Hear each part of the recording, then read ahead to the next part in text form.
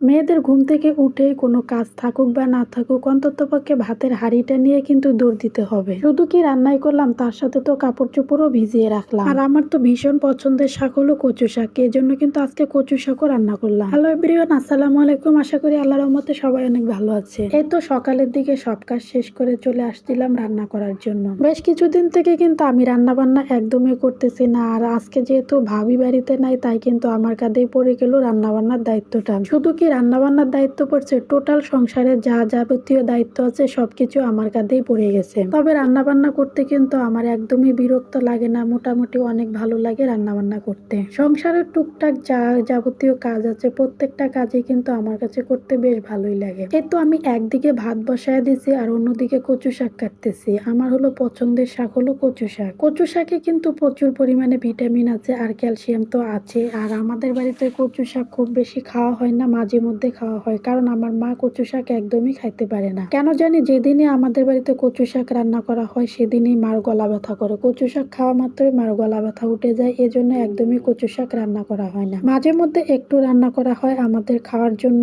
আর একবারে বেশি দ্বিতীয়বার আর এটা রান্না করা হয় না। তো আমার সবগুলা কচু শাকে অলরেডি কাটা হয়ে গেছে, এখন এগুলো ধুয়ে আনতে হবে, তারপর রান্না বসাইতে হবে। একদিকে তো আমি রান্না বসাই দিয়েছিলাম, অন্যদিকে কচু শাকও কেটে নিলাম। অলরেডি কিন্তু আমার ভাত রান্না হয়ে গেছে, এখন শুধু মার ছাটারই বাকি আছে। অনেকেই কিন্তু ভাত রান্না করে সেই ভাতের মার ছাটে না, আর আমাদের কিন্তু মার ছাটা না পর্যন্ত ওই ভাত কেউ খাইতে চায় না, এজন্য আমরা ভাত রান্না করলে মার ছাটি। ভাতের মার ছাড়তে কিন্তু একটু কষ্টই লাগে, কারণ অনেক পরিমাণে গরম লাগে। আর অলরেডি কিন্তু আমার ভাতের মার ছাটা শেষ হয়ে গেছে, এখন কচু শাকটা বসায় দিব। আর কচু শাকটা সিদ্ধ করার জন্য কিন্তু আমি একটু লবণ দিয়ে দিচ্ছি, আর এটাতে কোনো কিছু দিব না, এখন পরিমাণ মতো কিছু পানি দিয়ে দিব। আর কচু শাকে কিন্তু অনেক পরিমাণে সেদ্ধ করতে হয়, তাছাড়া কিন্তু কচু শাক গলায় ধরে, এজন্য কিন্তু একটু পানি দিয়ে দিচ্ছি। আগে ছোটবেলা একটা কথা শুনতাম কি, যে যারা কথা এখান থেকে ওখানে নিয়ে লাগানো বান্ধানো করে তাদের নাকি কচু শাক খাইলে গলায় ধরে। তবে এটা সত্যতা কিন্তু আমি একদমই জানি না, এই যে অন্যদের কাছ থেকে শোনা কথা, এটাই আমি আপনাদের সাথেও বললাম। যদিও আমি শোনা কথায় একদমই কান দিই না, তবে কি আর করার, মানুষ যেটা বলে সেটা শুধু কান দিয়ে একটু একটু শুনি, এতটুকু। অলরেডি কিন্তু আমার কচু শাক রান্না শেষ হয়ে গেছে, এখন চলে আসলাম কিছু কাপড় চোপড় ভিজিয়ে রাখবো, আর সেগুলো ধুইতে হবে। তো প্রথমে আগে ভিজিয়ে নিব।